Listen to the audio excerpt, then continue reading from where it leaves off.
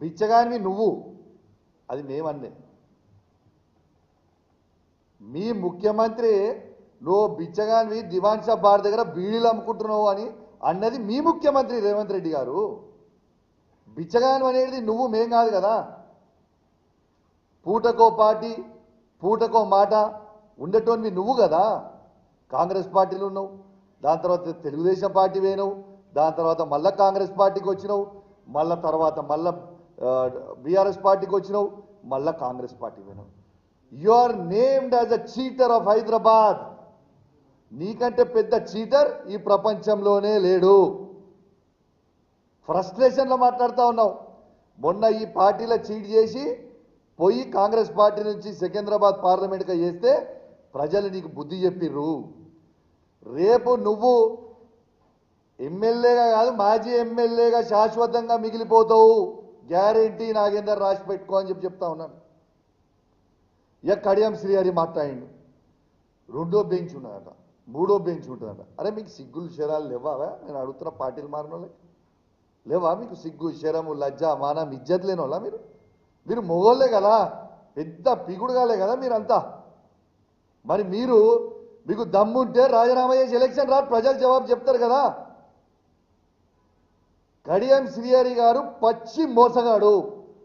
ఏదో నేను పెద్ద క్యారెక్టర్ మనిషిని, నాకు బాగా క్యారెక్టర్ ఉందని చెప్పుకొని బిల్డప్ ఇస్తాడు.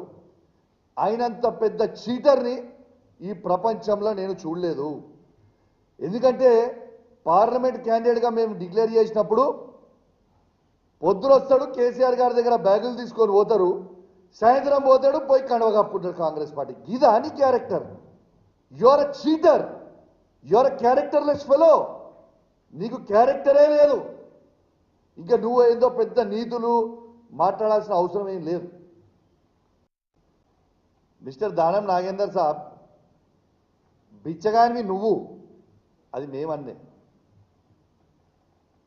మీ ముఖ్యమంత్రి నువ్వు బిచ్చగానివి దివాన్ షా బార్ దగ్గర బీడీలు అమ్ముకుంటున్నావు అని అన్నది మీ ముఖ్యమంత్రి రేవంత్ రెడ్డి గారు. బిచ్చగాని అనేది నువ్వు, మేం కాదు కదా. పూటకో పార్టీ పూటకో మాట ఉండేటోనివి నువ్వు కదా. కాంగ్రెస్ పార్టీలో ఉన్నావు, దాని తర్వాత తెలుగుదేశం పార్టీ పోయినావు, దాని తర్వాత మళ్ళా కాంగ్రెస్ పార్టీకి వచ్చినావు, మళ్ళా తర్వాత మళ్ళా బీఆర్ఎస్ పార్టీకి వచ్చినావు, మళ్ళా కాంగ్రెస్ పార్టీ పోయినావు. You are named as a cheater of Hyderabad. నీకంటే పెద్ద చీటర్ ఈ ప్రపంచంలోనే లేడు. ఫ్రస్ట్రేషన్లో మాట్లాడుతూ ఉన్నావు. మొన్న ఈ పార్టీలో చీట్ చేసి పోయి కాంగ్రెస్ పార్టీ నుంచి సికింద్రాబాద్ పార్లమెంట్గా చేస్తే ప్రజలు నీకు బుద్ధి చెప్పిర్రు. రేపు నువ్వు ఎమ్మెల్యేగా కాదు, మాజీ ఎమ్మెల్యేగా శాశ్వతంగా మిగిలిపోతావు. గ్యారెంటీ నాగేందర్ రాసి పెట్టుకో అని చెప్తా ఉన్నాను. ఇక కడియం శ్రీహరి మాట్లాడిండు.